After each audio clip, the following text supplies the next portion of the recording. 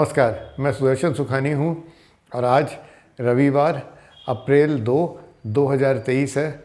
बहुत दिनों बाद आपके साथ आज वार्तालाप कर रहा हूँ। तो आप में से कुछ लोगों ने पूछा कि स्वास्थ्य सही है ना, तो इसके लिए को पूछने के लिए धन्यवाद। स्वास्थ्य बिल्कुल सही था। हुआ क्या कि मैं ये सोचने लगा कि ये हर रोज़ निफ्टी के बारे में बात करते हैं, ये आज की बात है ना, आज ही ख़त्म हो जाती है। इससे ज़्यादा अच्छा है कि धीरे धीरे करके ये योजना बनाई जाए कि कोई हम टेक्निक्स या मेथड्स डिस्कस करें जो कि आप लोगों के और मेरे दोनों को ही समझ में आए और वो कई दिन चलते भी हैं। वो एक तरह से हमेशा के लिए हमारे पास रह जाते हैं। तो यही सोचते सोचते समय निकल गया और निफ्टी की बात भी नहीं हुई। अब मैं आशा करता हूँ कि वो टेक्निक्स धीरे धीरे डिस्कस करेंगे। आज फिर भी निफ्टी की बात कर रहे हैं। बाज़ार 10 या 11 दिन के ट्रेडिंग रेंज के बाद ऊपर की तरफ टूटा है निफ्टी। तो मुझे ये समझ आती है कि जब इतने बड़े ट्रेडिंग रेंज का ब्रेकआउट होता है तो कम से कम कोई रुख ऊपर का और मिलना चाहिए। अब ये कहाँ रेजिस्टेंस लेगा ये तो कहना मुश्किल है, पर हो सकता है 17,500 17,600 के आसपास निफ्टी में पहला रेजिस्टेंस आए। फिर बाज़ार क्या करेगा वो उस समय वहाँ देखना पड़ेगा। तो अभी तो मेरी समझ में यही आता है कि बाज़ार बाय ऑन डिप्स है। हड़बड़ा कर नहीं खरीदना चाहिए क्योंकि अगले सप्ताह 2 दिन के अवकाश है। मंगलवार को छुट्टी है, फिर शुक्रवार को छुट्टी है।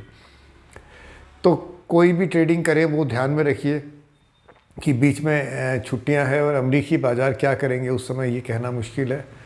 पर अभी का मार्केट जो है, ट्रेडिंग रेंज था उसका ब्रेकआउट ऊपर की तरफ हुआ, उसको देख के लगता है कि ये माहौल डिप्स पर ख़रीदने का ही माहौल है। इस वीडियो को देखने के लिए बहुत बहुत धन्यवाद। जय Hind. Good evening, I am Sudarshan Sukhani and today is April 2, 2023, Sunday. We usually talk about the Nifty, but I have been absent from the channel for some days, I think a couple of 3 weeks maybe or 2 weeks. Some people asked about my health and I am grateful for your interest. Thank you. I am quite well. So the reason I was not appearing on the channel, this YouTube channel, was simply because I thought, I'm talking about the Nifty every day. Eventually what I speak today is forgotten and lost tomorrow. So it's probably much better to talk about trading methods and techniques that will last for a much longer time and perhaps be much more useful for you also, dear viewer. So I have come to that point where we will do it, but till then we will have these weekly reviews of the Nifty. So today I'm talking about the Nifty once again. See, the Nifty went into a trading range for 10-12 days. It repeatedly found buying activity towards 16,800. So that was strong support. Eventually the Nifty has broken out on the upside from that range. When a long trading range breaks in any direction and especially on the upside, I think there is some momentum left. So the trade next week, or rather the week starting from tomorrow, is really to buy on dips.